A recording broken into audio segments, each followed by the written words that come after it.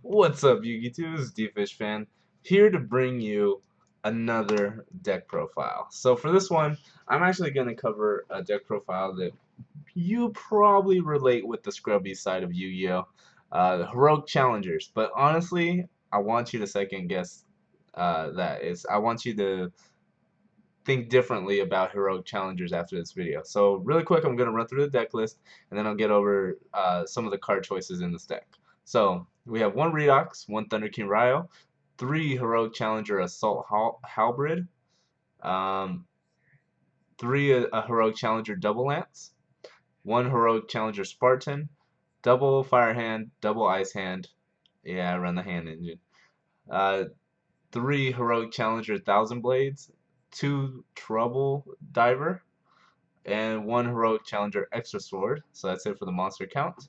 For the spells, double Rhoda, Dark Hole, double Heroic Change, or yeah, Heroic Chance, sorry. Double Soul Charge, one Warrior Returning Alive, and double Forbidden Lance. So for the traps, Bottomless Torrential, one Trap Stun, one Battle Guard Howling, one Compulse, double Phoenix Chain, triple Call the Haunted, and Solemn Warning. For the extra deck, Shark Drake, Ouroboros, Heroic Champion Kusanagi, 103, Armored Ninja, Gandiva, Black Ship, double 101, double Heroic Champion Excalibur, Musketeer, Diamond Dyer, Exiton, and Abyss Dweller. So as you can see, the deck only focuses on rank 4 plays. So, a couple of the choices. Redox is in here simply because the heroic challenges are Earth, and he is that defensive wall that is Redox, and he is also a Monster Reborn. So, that can come in handy. So, that's the reason mainly to put him in here. He doesn't really serve a purpose for rank 7 plays, which is usually why you see the Dragon Rulers thrown in there. But nonetheless, he does serve some purpose in this deck. He's just not as prominent as, as other Dragon Ruler techs. So Thunder King Ryo was I just found extra space, and I really feel that this card is fantastic this format. I really think it's underrated. Shaddoll's and Burning Abyss, it single-handedly causes a lot of trouble. Shaddoll's, maybe not so much, because Shaddoll's pretty much have an answer to everything, which is why they are so strong. But specifically Burning Abyss, this card single-handedly can stop them in their tracks. So let's go on with the heroic challengers. So in case you don't know what they do, when this one inflicts battle damage, I can add a heroic card from my deck to my hand. This one is pretty much their Blizzard. Whenever he's normal, I can special summon the same one of him from my hand or graveyard. So more XC plays there. Spartan I don't really like. I just put him in here because he is a heroic card, which I mainly use for this card's effect as well. But nonetheless, once per turn, when he declares an attack, I can target a face-up heroic monster. Oh, I'm sorry, when my opponent declares an attack, I can target a face-up heroic monster I control, except the card, and this card gains attack equal to the face-up monster's original attack. So he kind of buffs himself up. It's not really that great, honestly, because once the opponent reads it and understands it, then they're just not going to attack the other card, or they're not going to attack him. They'll find a way around it. So the ice hands I put in, I want to finish the heroic challenges first. Let me describe them so you can see the main basis of the deck. So this card is actually one of the stronger ones as well. Once per turn, I can discard a heroic card, special summon a heroic monster from my deck, and if I do, it changes to defense, blah, blah, blah.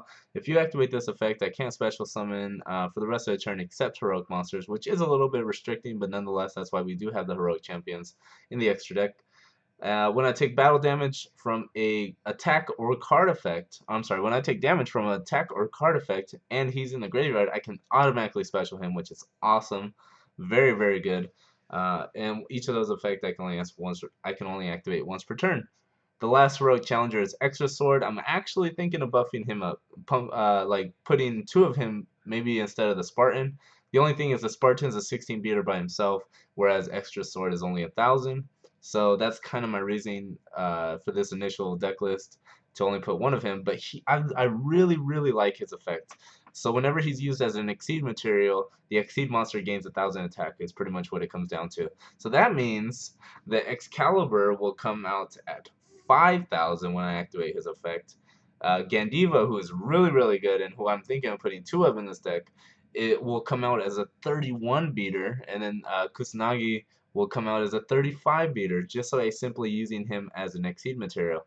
Very, very good effect. So especially with Call of the Haunteds, Thousand Blades, it's not very hard to get him out there either. So I'm very much thinking about pumping him to 2 and taking Spartan out of the deck completely. That being said, let me cover some of the other choices here. We have Doggy Diver or Trouble Diver. If my opponent controls a monster and all I control is face up level 4 warriors, or actually they just have to be level 4, I can special him from my hand, and he can only be used as an Exceed material for a warrior type monster, which is completely fine because most of my main choices in my extra deck are warrior type monsters. So he's kind of an accelerator for this warrior deck, brings out more Exceed plays just by simply having him.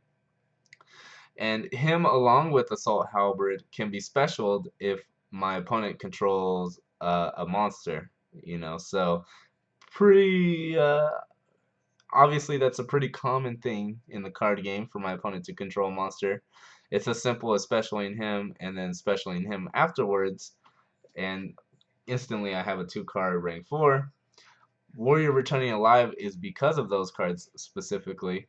I can bring a Doggy Diver or a Assault Halberd back to my hand and then take on the XE plays directly from there.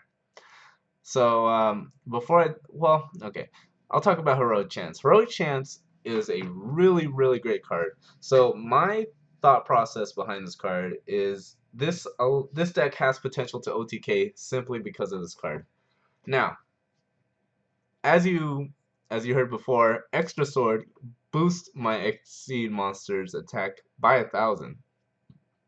So they're already going to be a beater no matter how big they are. Let's say a common one, for example, is Gandiva, but Excalibur is also a very prominent one, but we'll go Gandiva for the example.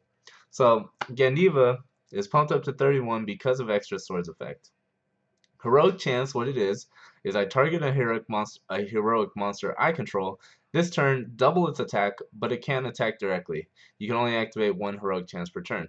Makes sense. But Gandiva will be pumped up to 31 because of Extra Sword. Double that, 62 attack. That is more than enough to attack for game over a monster through battle damage. I guarantee you there's a lot of situations where you can OTK simply off a Heroic Chance, and even one of these, like let's say for example, an Assault Halberd, he pumps up to 3,600. If I'm attacking over a 1,000 attack monster, then, or let's say Ice Hand, that's pretty prominent in the meta. If I attack over Ice Hand with 3,600 attack, they're going to be taking 22 to the face, which is usually enough to win the game, late game, for example, or mid to late game. So, it's really, really good. It'll catch your opponent off guard. I really like this card in this deck. I'm only running 2 because I feel 3 would clog way, way, way too much. But it also, in addition to that, in addition to just OTKing, it allows you to get over anything by battle damage or by declaring an attack. So that's always nice as well. As long as they can be destroyed by battle, usually you can get over them with this deck. I put in the soul charges obviously because this deck relies on Exceed plays. So, you can get off those Exceed plays with soul charge just by paying a simple, 1,000 or 2,000 life points. Forbidden Lances are in here to protect your Exceed monsters mainly, or to protect the monsters that you're going to Exceed with so they don't get destroyed by a card effect. But also, remember that lowers their attack by 800 if you choose to use it offensively. One other card choice, Battle Guard Howling. As I'm sure you guys have heard of this card. If not, it's made its appearances every now and then. I remember the recent ARG winner for the Stellar Knight deck. I believe he main decked one. Caught a lot of people off guard. When a warrior monster you control is targeted for an attack or by an opponent's monster effect, I can target one face-up monster your opponent you can target one face-up monster your opponent controls, inflict damage to your opponent equal to the original attack of the monster targeted, and then return it to the hand. So if your card gets targeted for an attack or your monster effect, I can bounce their card and deal damage equal to its original attack. That's pretty damn good effect, honestly. Really underrated card in my opinion. If you haven't heard of it, now you know, and definitely check it out. In Warrior decks, it makes a lot of sense. So yeah, you guys, that's pretty much the deck list. This is just the first draft. I'm really liking it so far. It's definitely caught me off guard. Honestly, I thought Heroic Challengers were pretty shitty, to be fair. It seemed like one of those archetypes that Konami just throws in the pack, you know, so they have something different in there, so you're not just pulling the same 3 archetypes over and over.